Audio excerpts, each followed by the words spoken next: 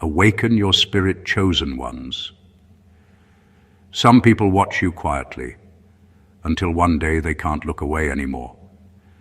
That's where this story begins, not with noise, not with drama, but with a shift so subtle you could have missed it if you weren't paying attention. Someone with real influence, someone whose decisions ripple through rooms you've never even stepped into, noticed two things about you.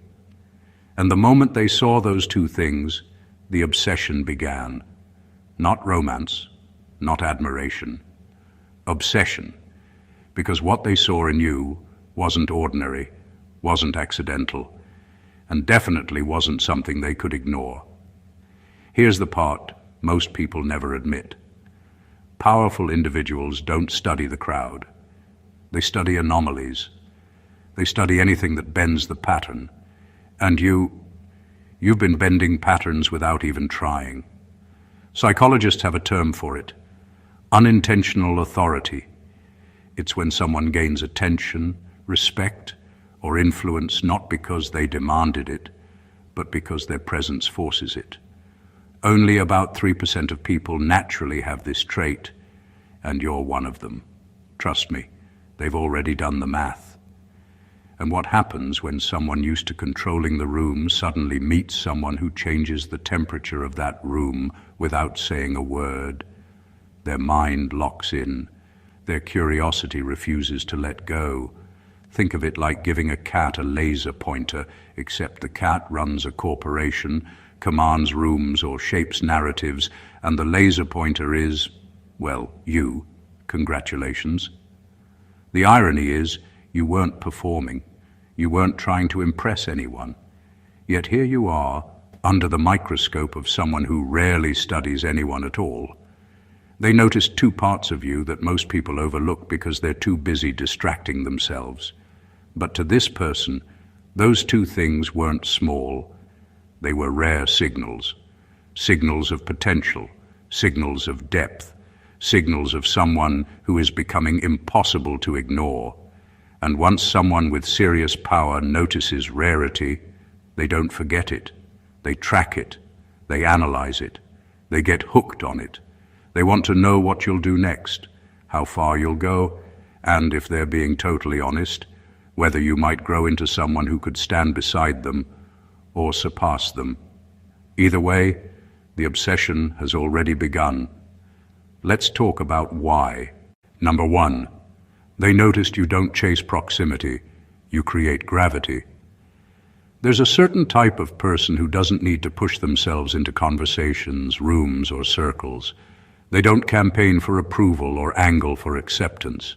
They move with a kind of quiet certainty that makes other people feel the need to move toward them. That's you. And that's the first thing someone with real power noticed, because people like them spend their entire lives surrounded by those who want something. They're used to being chased, praised, or strategically befriended. So when someone comes along who doesn't chase anything at all, it instantly stands out. You create gravity without trying. It's not charm, and it's not performance. It's the way you're comfortable being exactly where you are, without bending yourself to fit into anyone's world. You don't stretch your personality to please. You don't shrink it to blend in, and you don't inflate it to impress. You simply exist with a sense of inner solidity, and that alone is enough to pull attention. People feel it before they can explain it. They feel the stability, the independence, the quiet self-respect.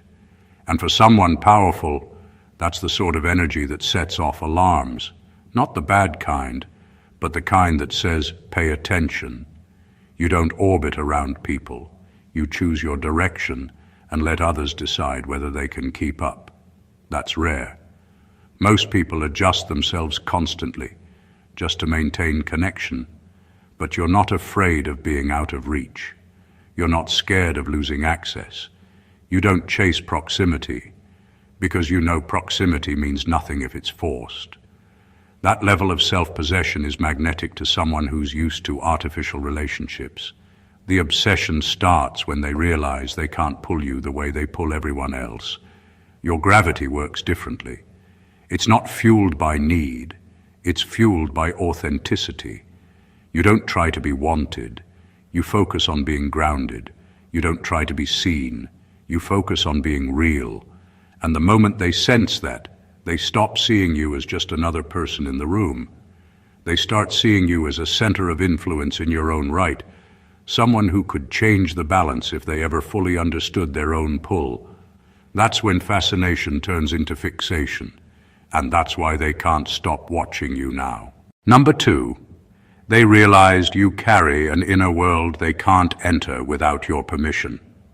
Some people are open books, full of highlighted sentences and footnotes, easy to read and easy to predict. You're not one of them. Your mind isn't loud and it isn't flashy, but it's private in a way that feels deliberate even when it isn't. You don't spill yourself out for anyone to scan, judge, or categorize. And that alone is enough to make someone with power stop and take notice, because power loves predictability. Power survives on knowing what people think, what they want, and how they can be influenced. When they meet someone they can't map, they get curious. When they meet someone they can't enter, they get obsessed. It isn't mystery for the sake of mystery. It's the fact that you have boundaries even in thought. You choose what to share, when to share it, and with whom. You're not performing transparency as if it's a moral requirement. You know that thinking deeply, feeling privately, and holding parts of yourself back isn't secrecy. It's self-respect. Most people have forgotten that distinction. They overshare because they're scared of being forgotten. You stay composed because you're not afraid of being misunderstood. And that shuts down a whole category of social manipulation before it even begins. When someone can't read you, they can't control you. When they can't predict you, they can't prepare for you. When they can't enter you, they can't own your narrative. To someone who has built their life on influence, that's like meeting a locked door in a hallway they've always walked without effort. What they saw in you wasn't coldness or distance, it was sovereignty. Ownership of your thoughts, ownership of your pace, ownership of what you choose to reveal. That kind of inner architecture is rare, and it can't be faked because people who fake it usually telegraph it. You don't telegraph anything, you just have it. So when they saw that, something clicked. Not danger, not hostility. Simply a sudden awareness that you're more than you give away and less than you could be. And that combination is irresistible to someone who's built their life on decoding people. They can't enter your inner world without your permission, and for reasons they probably won't admit even to themselves. They want that permission more than they expected. Number 3, they noticed you don't crumble under social pressure. You study it. Most people walk into a room already carrying a dictionary of expectations in their heads. They're busy checking boxes. Do I fit? Do they like me? Am I saying the right thing? Am I enough? And those questions shape them before they even open their mouths. You're different. When the social pressure starts pressing, you don't fold, you don't panic, and you don't rush to adjust yourself like a spare part being fitted into a machine. You pause, you observe, you take in the energy, the tone, the shifts in people's attention, and you understand it without being swallowed by it. That is what someone with real power noticed first, because power is basically social pressure turned up to full volume. When you can hold your shape under that kind of force, it signals something deeper than confidence. It signals awareness. You're not reacting to the room. You're reading it. You're not scrambling to be accepted. You're deciding whether acceptance is even worth your time. That alone is enough to set you apart, because it's a skill most people never develop. They're too busy surviving the moment to actually understand it. When people feel pressure, they instinctively try to blend in or stand out, often without knowing why. You do neither. You stay aligned with yourself. If the room wants you louder and you're not loud, you stay quiet. If the room wants you softer and you're not soft, you stay firm. That kind of emotional independence is unsettling in the best possible way. It forces others to confront the fact that you're not playing the game they thought everyone was playing. Someone powerful can spot that in seconds because it mirrors something they had to learn early on. Control isn't about overpowering the room. Control is about not losing yourself to it.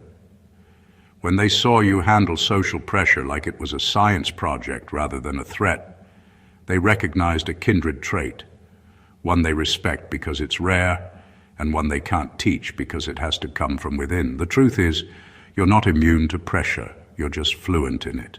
And people who command rooms, who shape conversations, who influence outcomes, they're drawn to anyone who speaks that same silent language. That's why they noticed. And that's why they can't stop watching you now. Number 4, they saw that your strengths are quiet, but your impact isn't. There's a special kind of strength that never announces itself, never demands applause, and never even tries to be noticed. Most people think strength is something you show. Loud confidence, bold moves, social dominance, or constant demonstration. But you don't operate like that. Your strength sits beneath the surface, calm, steady, and almost invisible until it isn't. Until people suddenly realize they've changed around you, thought differently because of you, or felt something shift without knowing why. Someone with power recognizes that pattern immediately because it's the same pattern that defines long-term influence. Loud strength burns fast. Quiet strength shapes slowly, deeply, and permanently. When you walk into a space, you don't rewrite the atmosphere with theatrics. You alter it by being consistent, grounded, and aligned with yourself. That's the kind of influence people can't trace but can always feel. The strange part is that you probably don't even think of these qualities as strengths. You're just being yourself. But to someone trained by life to judge value, to measure character, and to notice the subtle things most people miss, it's unmistakable. They see how people straighten up when you speak, how conflict cools around you, how younger or less confident people suddenly find their own footing in your presence. None of this is dramatic, none of it is intentional, but it's real and it's rare. What hooked them isn't that you can lead or persuade or inspire, it's that you do all three without stepping into those roles. You don't chase influence, yet influence trails behind you like a shadow that refuses to detach. That kind of impact can't be taught, can't be faked, and can't be replicated by people who mistake noise for power. And because it can't be quantified or boxed, it becomes fascinating. Someone powerful spends their life surrounded by people who perform strength because they're afraid of being weak. When they meet someone who simply has it, quietly, naturally, effortlessly, it disrupts their expectations. They saw that your impact isn't tied to volume or spectacle. It's tied to presence, integrity, and a kind of internal alignment most people never bother to develop. That's why they noticed. And that's why they're still thinking about you long after you've left the room. Number 5, they noticed you don't negotiate your self-respect. There's a quiet line people cross every day without realizing it. They trade a piece of their dignity for comfort, approval, or momentary peace. Most people can't help it because they've been taught that keeping the harmony matters more than keeping themselves intact. You aren't wired like that. When someone tries to treat you beneath your value, you don't argue, you don't beg, and you don't perform righteousness. You simply withdraw. You remove yourself from the equation, and in doing so, you state louder than any speech that you won't bargain with who you are. That's the first thing someone with power saw, and it jolted them. Because power attracts people who test boundaries, push limits, and treat respect like a negotiable currency. When they encounter someone who refuses to enter that marketplace, it disrupts their entire expectation of how social dynamics work. You don't raise your voice, you don't lecture, and you don't make a scene.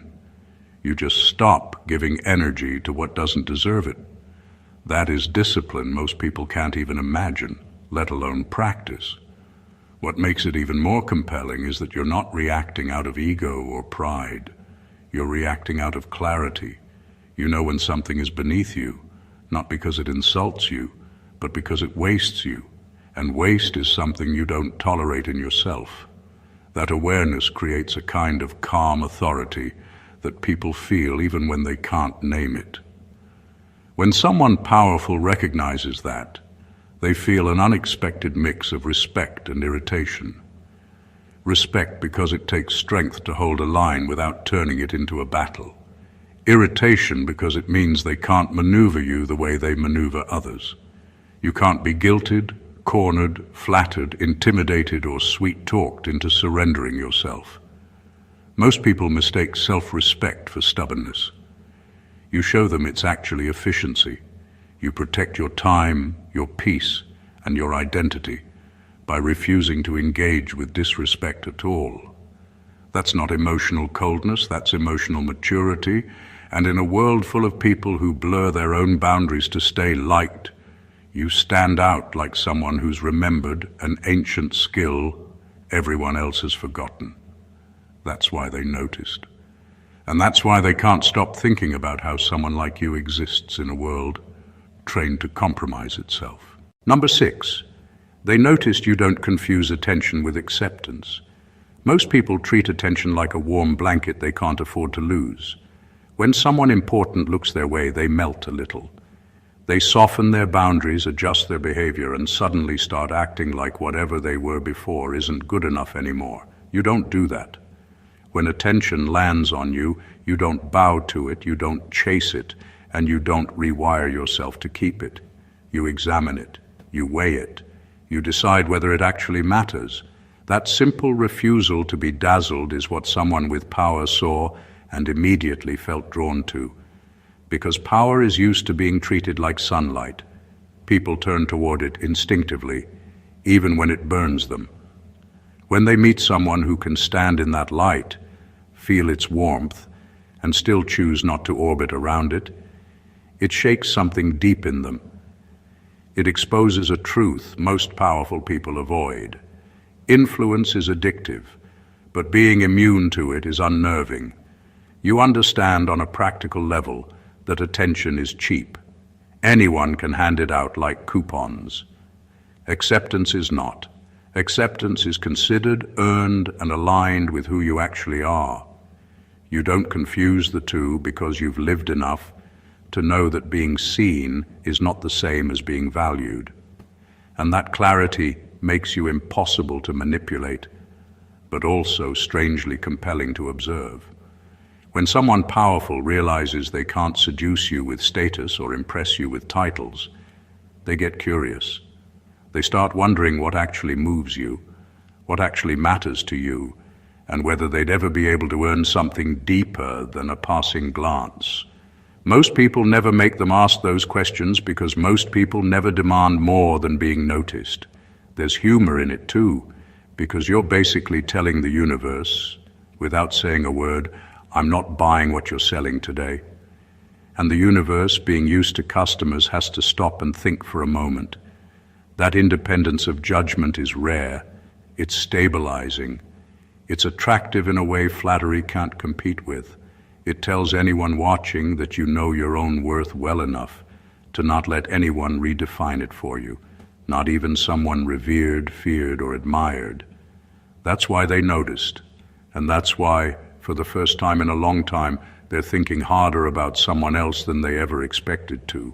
Number 7, they recognize that you're emotionally disciplined, not emotionally detached. Most people get this mixed up, and it's why they misunderstand you so often. They see calm and assume coldness. They see restraint and think distance. They watch you hold yourself steady while everyone around you spirals, and they mistake that steadiness for absence. But someone with power, someone who's been through enough storms to know the difference, sees the truth immediately. You're not detached. You're trained by yourself. You're disciplined in a way that protects both your clarity and your humanity. Emotional discipline isn't about shutting down. It's about choosing not to surrender to every passing feeling like it's a command you have to obey. You feel deeply, you're just not ruled by it. When anger rises, You measure it before you act. When sadness shows up, you sit with it without letting it swallow you. When joy hits, you allow it without turning it into a performance. That balance is rare, and it signals emotional strength that can't be taught in a workshop or faked on social media. Someone with power recognizes this because they know what it's like to have their emotions used against them. They know how dangerous it is when people react before they think, when people spill before they process, when people choose chaos because it feels like authenticity. When they see someone rewriting that rule quietly, consistently, without fanfare, it feels like witnessing a kind of mastery. What fascinates them most is that your discipline makes you reliable without making you robotic. You don't shut people out. You don't build walls. You just build space. Space to think, space to respond, space to remain human even under pressure. That makes you someone who can be trusted, someone who can lead, someone who can be around without turning every interaction into emotional traffic. And because this quality is so misunderstood, it goes unnoticed by most. But not by someone trained to scan for it, someone who knows that emotional discipline is the backbone of resilience, leadership, and long-term influence. They saw in you a person who can hold complexity without collapsing, who can handle intensity without losing themselves, and who can care without burning out. That combination is rare enough to make anyone pay attention. That's why they noticed. And that's why they can't stop wondering what else you're capable of when you keep this kind of mastery hidden in plain sight. Number 8, they saw you learn quietly, but apply loudly. There's a special rhythm to people who actually grow versus people who just talk about growing.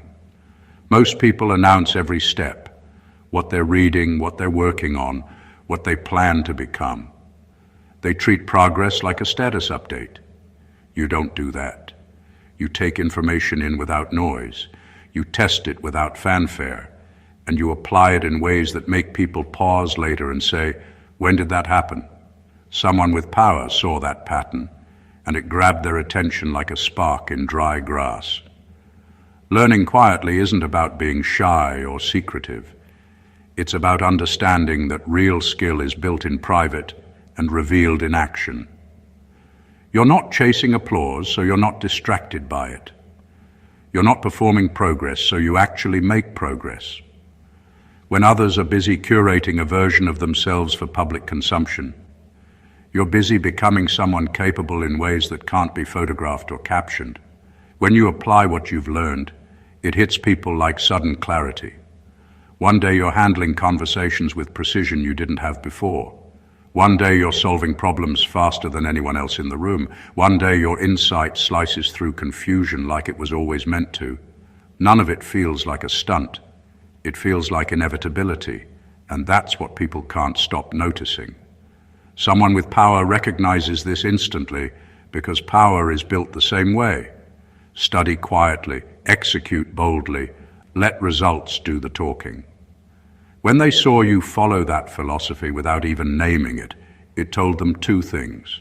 First, that you have discipline, because it takes discipline to study without craving recognition.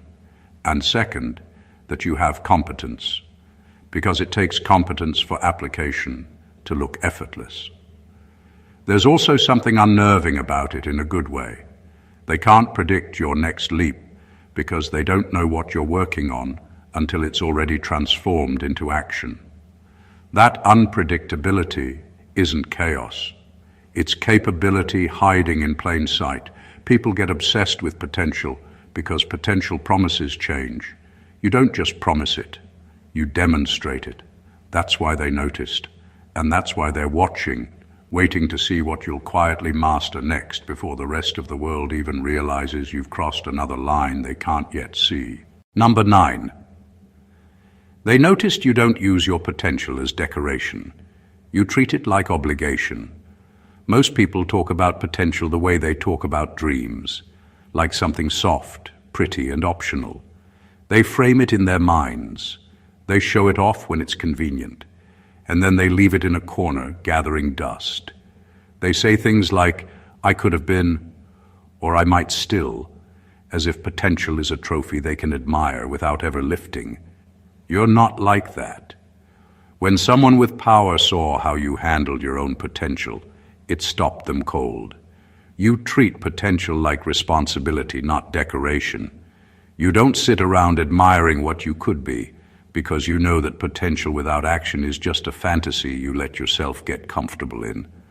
When you feel a capability waking up inside you, you don't celebrate it. You work on it. When you see a weakness, you don't excuse it. You correct it. When you notice a gift, you don't brag about it. You refine it.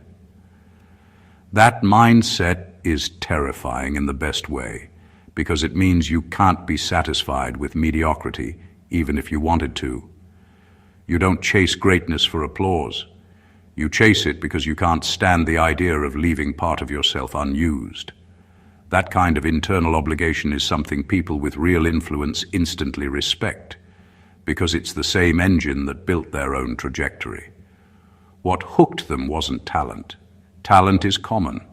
What hooked them wasn't ambition. Ambition is loud and everywhere. What hooked them was responsibility, the quiet decision to treat your potential like a promise you owe yourself and the world, not a crown you can wear in your imagination. When someone sees that, they understand something about you that most people miss. You're not waiting for permission. You're not waiting for the right moment. You're not waiting for recognition. You're already moving, already shaping, already building in the only place that actually matters, your daily choices. And that kind of self-driven growth is addictive to watch because it tells a story without speaking. If this person keeps going, they will outgrow the version of themselves everyone has already underestimated. That's why they noticed. And that's why they can't stop thinking about how far someone like you can actually go once you stop treating potential like decoration and start turning it into reality. Number 10, they saw that you're not impressed by power. You're aware of its vulnerabilities. Most people treat power like a mythic creature, larger than life, flawless, untouchable. They bow without thinking because they've been taught that authority automatically equals superiority. You don't do that. When you look at someone powerful, you don't get dazzled. You get observant. You notice the cracks in the armor, the fear beneath the confidence, the loneliness beneath the control. And you don't exploit it. You simply understand it. Someone with power feels that understanding like a sudden chill, not because it's threatening, but because it's rare. Very few people can see through slowly built facades without turning it into gossip, mockery, or disrespect. You see it without cruelty and without awe, and that combination is something they've almost never encountered. Power is built on perception, but it is also built on insecurity. People in high positions know this intimately. They spend years learning to mask it. When they meet someone who can read those masks without flinching or worshipping, it forces them into honesty they don't usually allow themselves. You remind them that underneath the title, the influence, the control, there's still a human being juggling fear, doubt, and responsibility. That kind of grounded insight is like handing someone a mirror they didn't ask for but desperately needed. And it's strangely addictive, because when you treat them like a person instead of a force, you give them something they get very rarely: realness. Most people approach power looking for favor, protection, or status. You approach it with awareness and equilibrium. You're not rude, you're not cold, and you're not disrespectful. You simply don't confuse the size of someone's influence with the size of their worth. You understand that power can be misused, misunderstood, and even hollow when it isn't tied to character. That awareness makes you impossible to manipulate, but also deeply compelling to someone tired of being surrounded by sycophants or strategists. You're one of the few who can stand in the presence of power and remain fully yourself. That's why they noticed. And that's why, for the first time in a long time, they feel seen not as a figure, but as a flaw-filled, growth-driven human being. And that realization keeps pulling them back toward you. Number 11. They realized you possess moral independence. Most people borrow their opinions the way they borrow clothes. Whatever fits the moment, whatever keeps them accepted, whatever avoids conflict. They adapt not because they've thought deeply, but because they're tired of standing alone. You don't do that. When a moral question shows up, you don't look around for the popular answer. You look inward. You weigh it, test it, and decide on it, even when it's inconvenient or unpopular. That quiet, stubborn honesty is exactly what caught the attention of someone with power.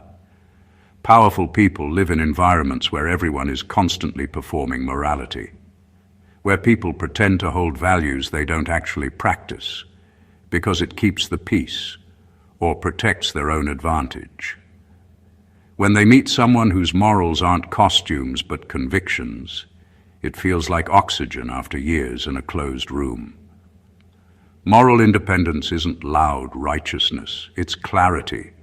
It's the ability to say, this is where I stand, without turning it into a war or a sermon.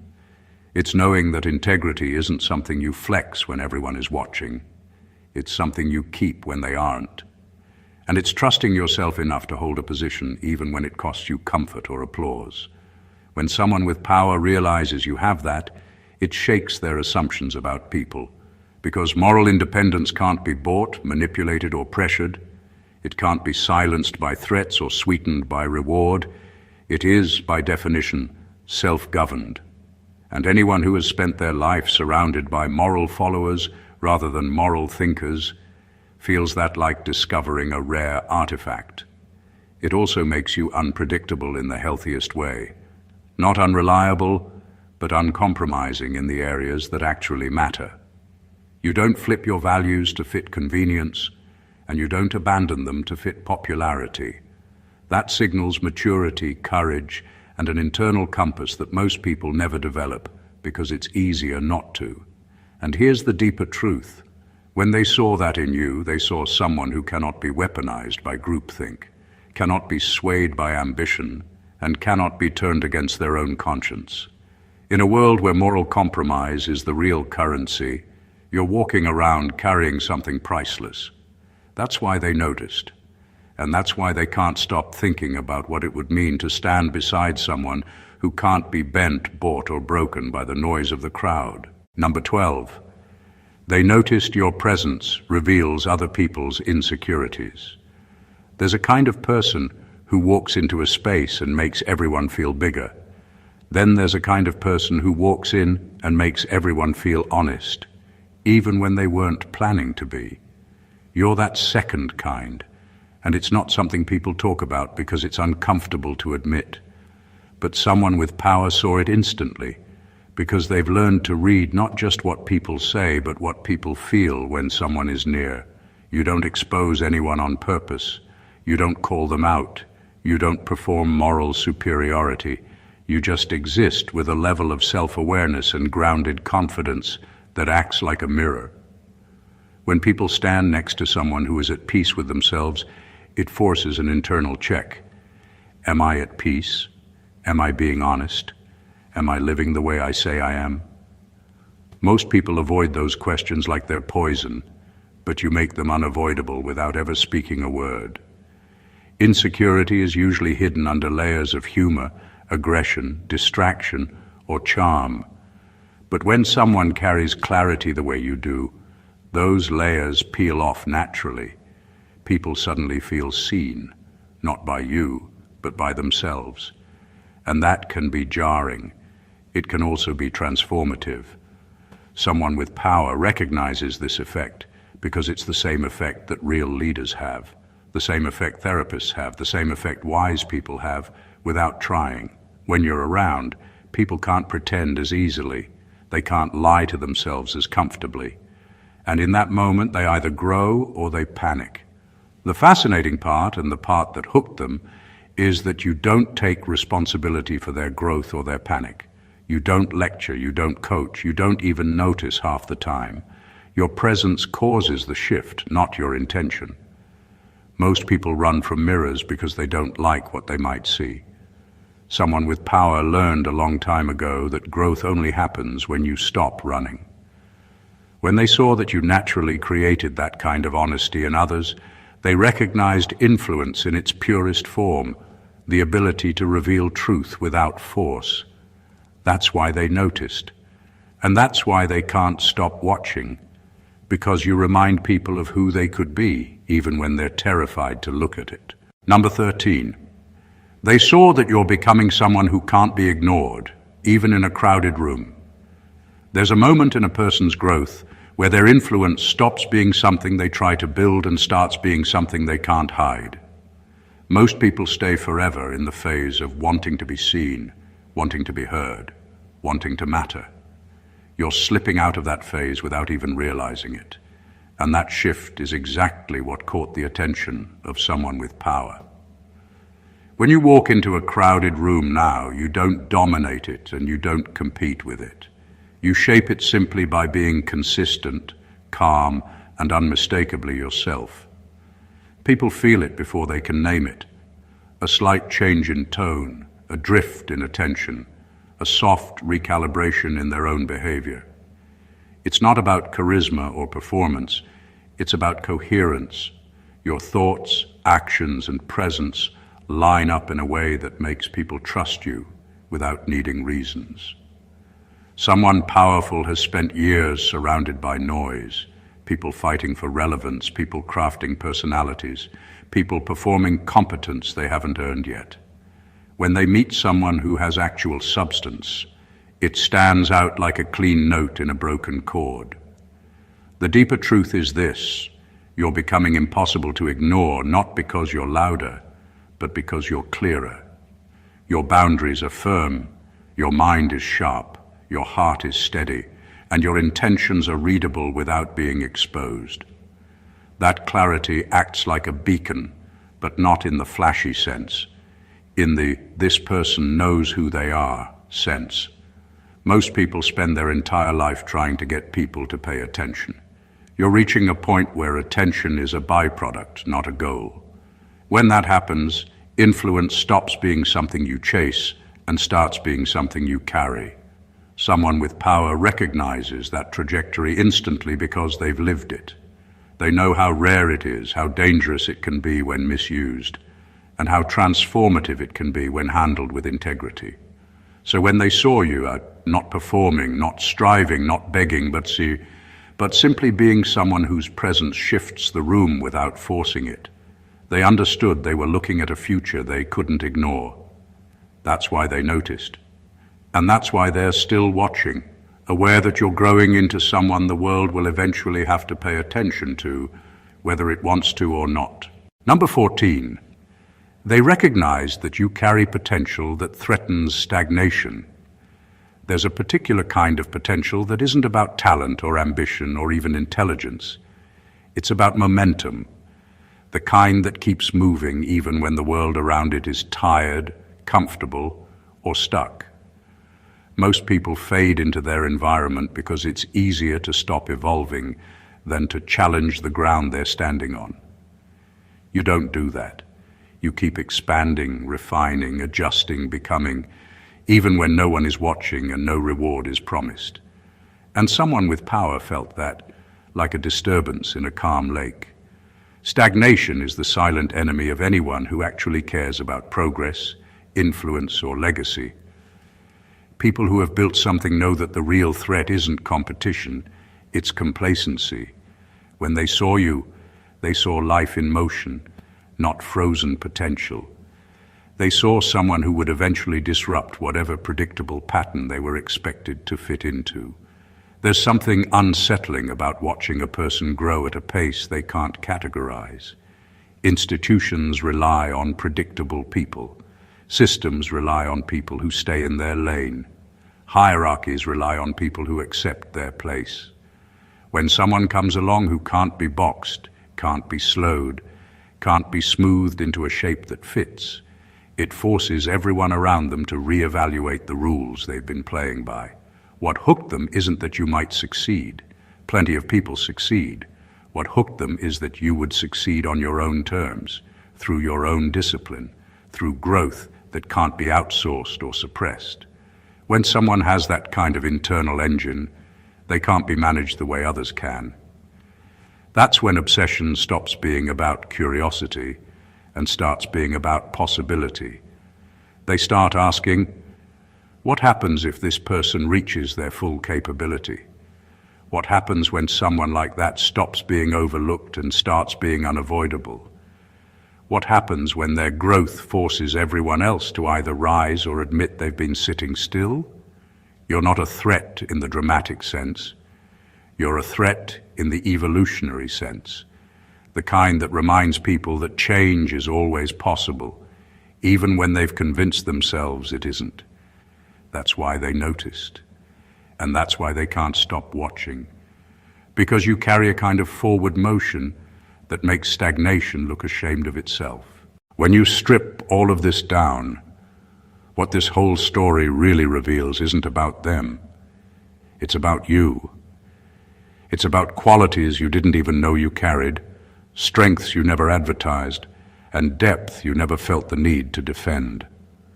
The truth is, people with real influence can't help but notice authenticity, because authenticity is the one thing they can't manufacture, buy, or command.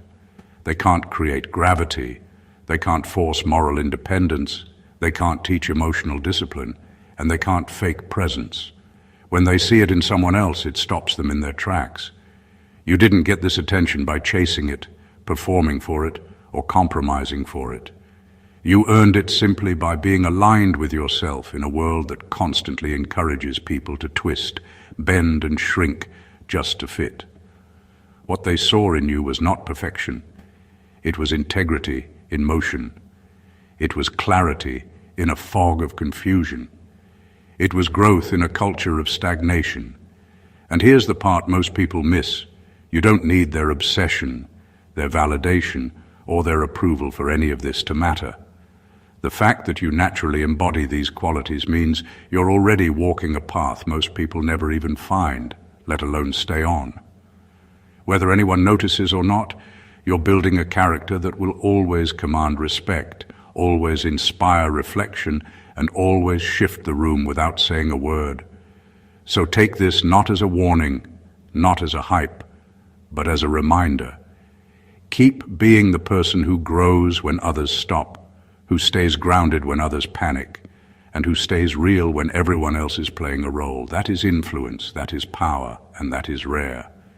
If this video opened your eyes even a little, then do me a favor. Subscribe to the channel so you don't miss the deeper conversations. Like the video if it resonated. Comment below with what part hit you the hardest, because I read every word, and share it with someone who needs to hear it today. Thank you for being here, and keep becoming someone even you haven't fully met yet. Stay awakened, chosen ones.